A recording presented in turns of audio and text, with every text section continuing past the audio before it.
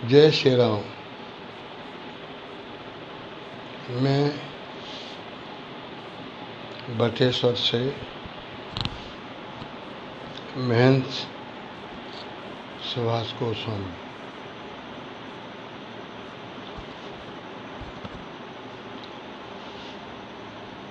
कलयुग में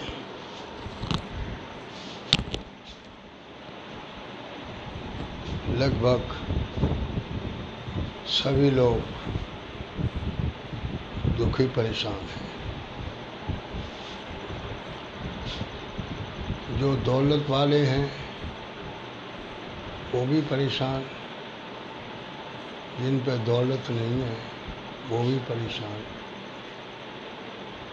जिन पे सभी साधन हैं वो भी परेशान।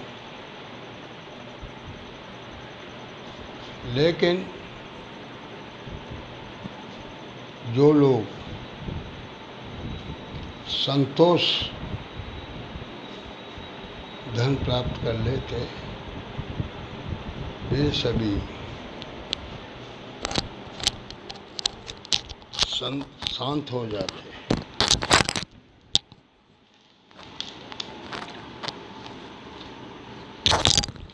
मन के भीतर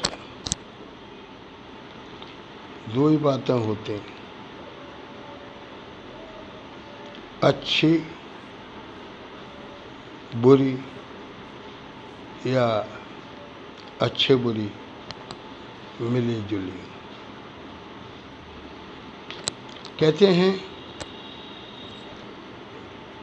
जो मनसा वाचा कर्मणा से स्वच्छ है, पवित्र है, उसको संसार का गम दुख बिल्कुल महसूस नहीं होता। आदमी का इस ज़माने में न कोई दोस्त है न कोई दुश्मन है।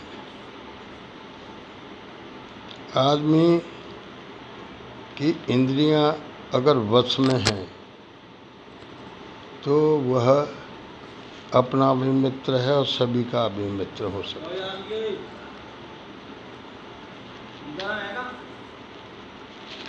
मित्र है वह जमाने का भी अच्छा मित्र साबित हो सकता है। पेड़ बहुत जल्दी उखड़ जाते हैं जिनकी कोई जड़ नहीं, और मनुष्य वो जल्दी टूट जाते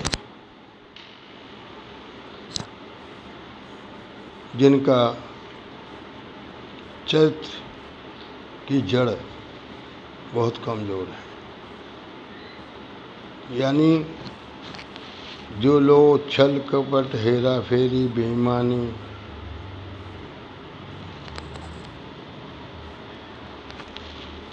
जीवन में करते रहते और उनकी वजह से अहंकार करते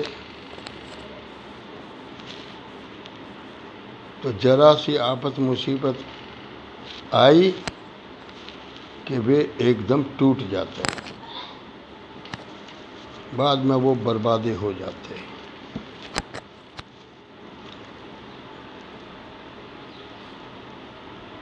अभी तक कोई ये नहीं जान पाया सच्चे जीवन में आनंद है या छल कपट झूठ के जीवन में आनंद है।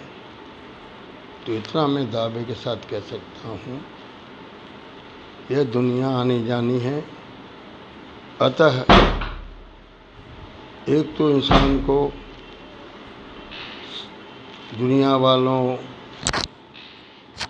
के लिए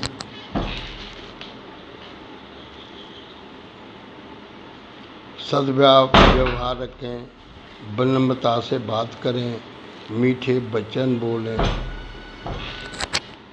और सत्य को आत्मसात करें। हानि लाभ जीवन मरण यश अपयश विद्याहार, ये जो 6 चीज़ें हैं किसी के हाथ में नहीं है। ये ईश्वराधीन काम करती हैं।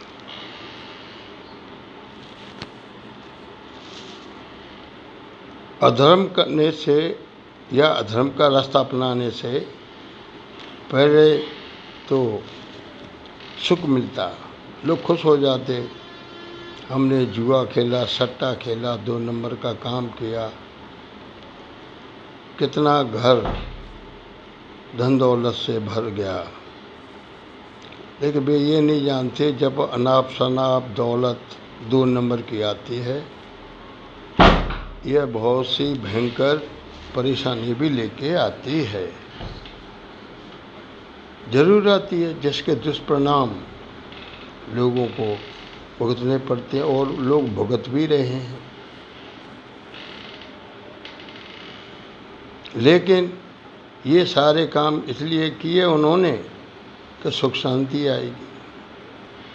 सुख शांति तो केवल आपकी मेहनत की कमाई, ईमानदारी और सत्यवादिता में ही आएगी। तो अधर्म करने से पहले सुख मिलता है, उसी सुख के चक्कर में आदमी उसमें फंस जाता है और गलत काम करने लगता है, फिर बाद में पछताता है। उस पश्चाताप का कोई लाभ नहीं। और कहा है धर्म करने से, सत्य बोलने से इंसान पहले कष्ट मुसीबत दुख उठाता है, लेकिन थोड़ा सा दुख उठाने के बाद उनका आचरण शुद्ध हो जाता है और वो कभी गलत मार्ग पे नहीं चलते,